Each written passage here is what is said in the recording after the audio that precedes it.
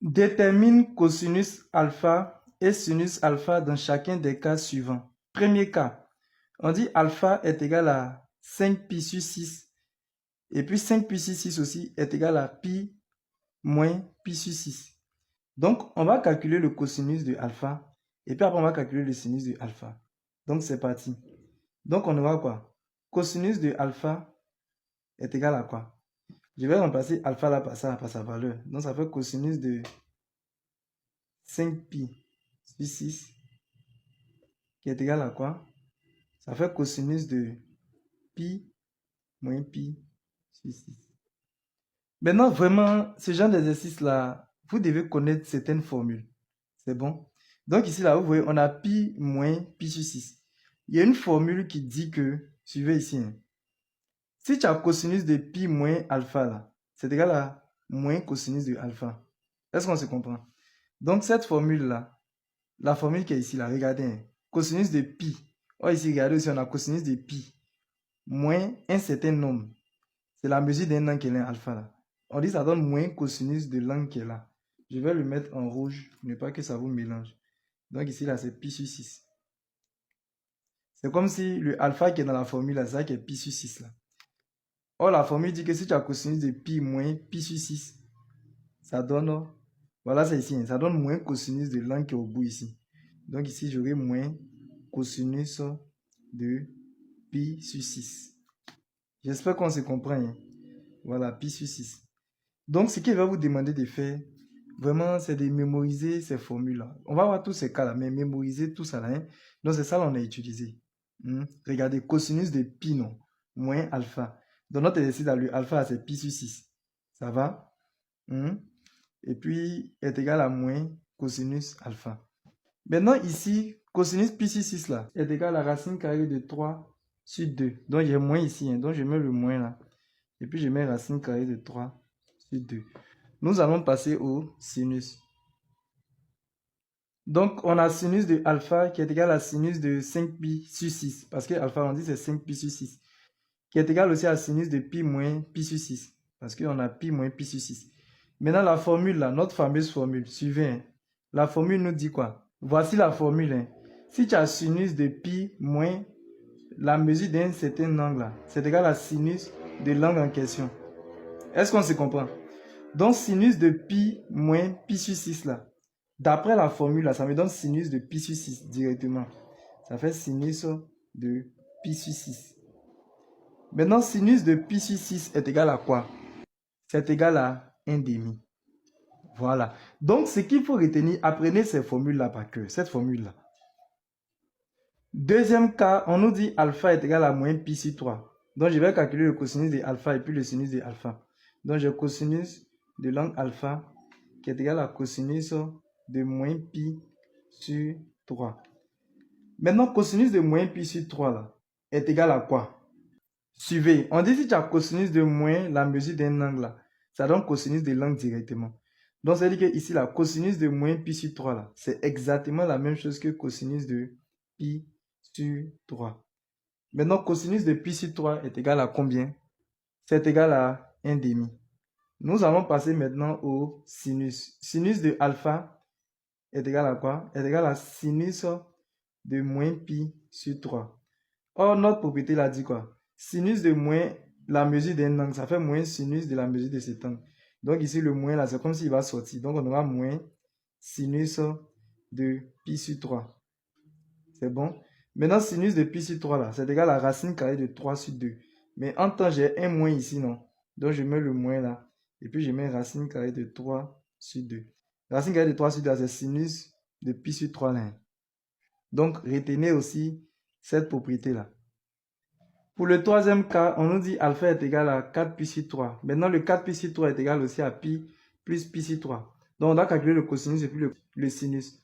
Donc, j'ai cosinus de alpha qui est égal à cosinus de 4 pi sur 3 qui est égal aussi à quoi?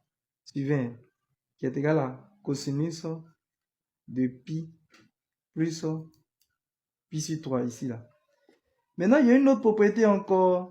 Ah, vraiment, on doit mémoriser les propriétés. Hein. Regardez ici. La propriété dit, si j'ai cosinus de pi plus la mesure d'un angle qu'on appelle alpha, cela donne moins cosinus de l'angle en question. Donc ici, moi aussi, j'ai cosinus de pi plus pi sur 3. Donc d'après la formule, ça me donne moins cosinus de l'angle qui est ici, de pi sur 3. C'est bon? Donc ici, j'ai moins cosinus de pi sur 3. Maintenant, cosinus de pi sur 3, c'est égal à 1 demi. Donc voici le 1 demi. Mais en temps, j'ai le signe moins ici, non? Donc j'ai mis le signe moins. Nous allons passer au sinus. On a sinus de alpha qui est égal à sinus de 4 pi sur 3. Parce que c'est 4 pi sur 3, on veut calculer. Son sinus est égal à sinus de pi plus pi sur 3. Maintenant ici, il y a une formule encore. La formule nous dit quoi? Si tu as sinus de pi plus alpha là, c'est égal à moins sinus de alpha. Donc ici, nous aussi, on a sinus de pi plus pi sur 3. C'est comme si notre alpha, c'est pi sur 3. Donc ça va nous donner moins sinus de pi sur 3. C'est bon? Donc, j'ai le signe moins. Je mets le signe moins. Maintenant, sinus de pi sur 3 est égal à combien? Cela donne racine carrée de 3 sur 2. Nous allons voir le quatrième cas. On nous dit alpha est égal à 3 pi sur 4 qui est égal à pi sur 2 plus pi sur 4. Donc, j'ai cosinus de alpha qui est égal aussi à cosinus de 3 pi sur 4 qui est égal aussi à cosinus de pi sur 2 plus pi sur 4. Maintenant, suivez, il y a une autre formule encore. Au fait, toutes les formules qu'on voit là, on appelle ça ligne trigonométrique de l'angle alpha, moins alpha, pi sur 2 plus alpha, ainsi de suite. Vous devez connaître par cœur. La formule nous dit quoi? Cosinus de pi sur 2 plus alpha là, ça donne moins sinus de alpha. Or ici, vous voyez que moi aussi, j'ai cosinus de pi sur 2 plus ce nombre, la mesure de cet angle là. Donc, ça va me donner quoi? Ça va me donner d'après la formule moins sinus de pi sur 4. Maintenant, sinus de pi sur 4 est égal à combien?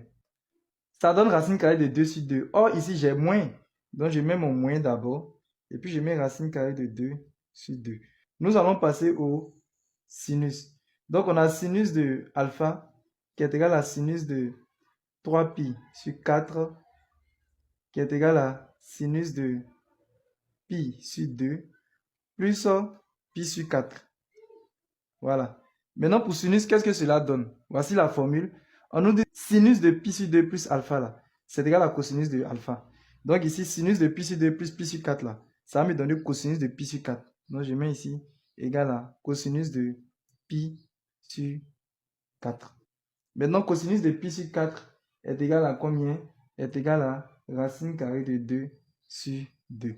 C'est comme cela qu'on procède. Donc, au fait, ce qu'il va vous demander de faire, vous allez retenir ces propriétés-là. Je vais mettre les 4 propriétés devant vous. Voici les 5 propriétés à retenir. Vous avez compris? Dans cet exercice particulièrement, nous avons vu celui-là. On a vu celui-là. On a vu aussi celui-là. Mais vous devez connaître les 5. Faites un effort pour connaître par cœur. J'ai fait une vidéo où je vous ai expliqué une technique aussi pour retenir facilement. Donc, vous pouvez suivre la vidéo. Moi, c'est Monsieur Soumao. Voici mon numéro WhatsApp. Pour tous ceux qui veulent intégrer mon groupe WhatsApp ou qui veulent avoir un suivi particulier, écrivez-moi sur mon numéro WhatsApp qui se trouve ici. S'il vous plaît, lorsque vous allez m'écrire, vous me donnez votre nom, vous me donnez votre classe et vous me dites la raison pour laquelle vous m'avez écrit. C'est-à-dire, vous me dites pourquoi vous m'avez écrit. Si vous m'avez écrit pour comprendre quelque chose, si vous m'avez écrit pour intégrer mon groupe WhatsApp, vous le dites. Maintenant, en plus de cela, je vais vous demander de faire quelque chose pour moi. J'ai une chaîne YouTube. Donc, vous pouvez partir sur ma chaîne YouTube.